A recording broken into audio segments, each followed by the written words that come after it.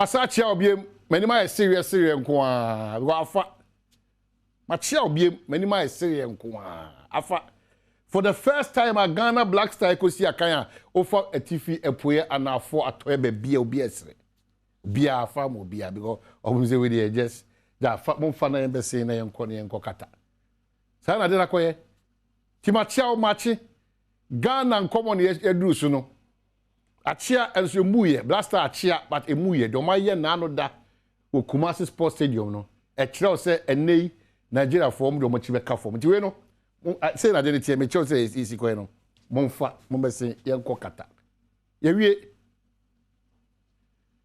bibia nti ba bia obi a so ye kire ye ma press release ene bi gina na Akufo Addo ne mpabo akasie ne me o mahene kwabna sante ebo 1 we kwa kwachi ebo 10 ene Ghana ni bia nya adwuma ye bia we wo ba bia wo bia magina na Addo danko Akufo Addo me o mahene kwabna sante fellow Ghanaians legal instrument de oba kwara ba chibi kra mfa he ni bia ba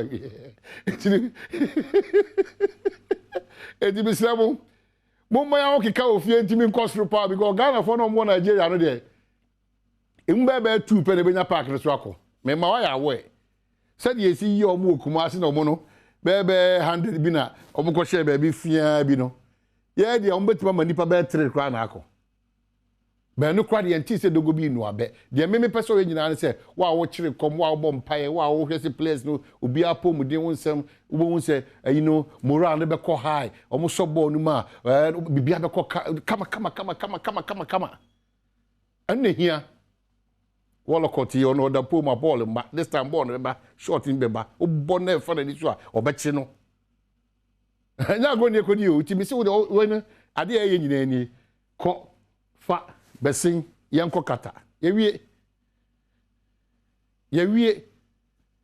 enti wo de o ye Ghana ni nko a ogitum so ye Ghana ni a Ghana ese se wo da odo ene atu ho achema Ghana ene ye one of the days 29th of March 2022, only choice than to fully 100% support the Ghana Black Star. So I'm going to say I'm family as Ghana. In the Nkommo na what because you reserve energy. And I'm pass me did pass na match we are there be me train. Ashe match na we answer na me did. Me chira baby ni Pedro. He gidi na pejama na broso. Me chira baby edu nti wo ye Ghana ni baby a wo bia na me srew enkodidi.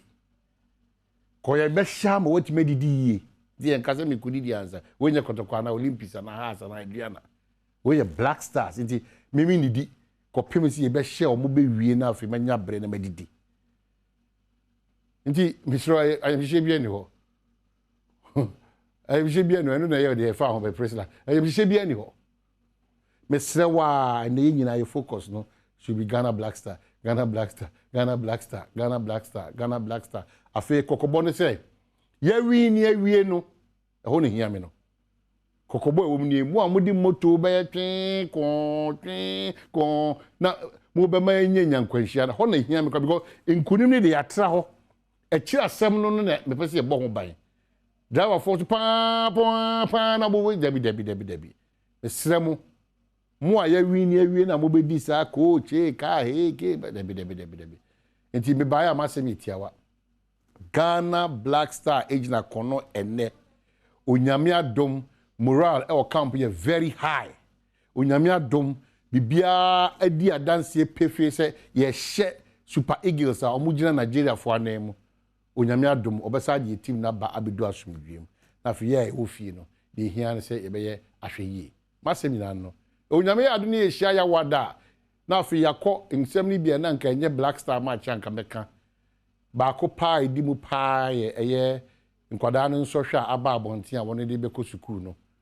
middleman agents wo mo budget 3,000 4,000 5,000 so computer placement only 4,000 we a parent na de bia da ye ka kiro na ye jo 5,000 jo 4,000 e de be sia because me be say ye mood no ya wada nkasa na ebidi sa Nkommo no agents na hyase placement agents no ma hyase o mti say edan agent o budget 4 3 4 2 1 4 3 2 ni nyina nso esi ga ti mesremo ye nkɔhwɛ ball ni wie ba mo ni na ho na ya kwa asusu nye jojo na menka o say ne His Excellency the President of the land Nana Danko Akufo-Addo on the road minister me am of Amakwata on be Tamale interchange was a flyover no omo wi ba ko no wo no first of its kind so Tiffy Mountain a omo ko di hudwuma nti eno so ye me ni akiri ye hunu say ye wi no say ankane na asoso ho nyina no so no eno so ye nko wi ankane na twetwa cables mu fi no ba be dey see Ghana chance mu ye Black Stars here we come with victory.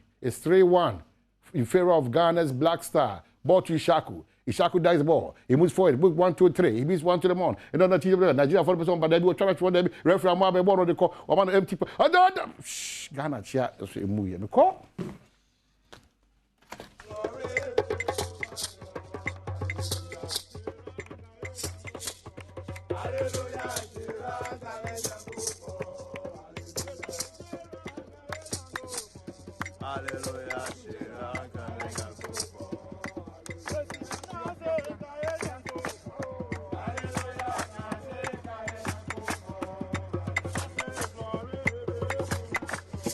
Hallelujah.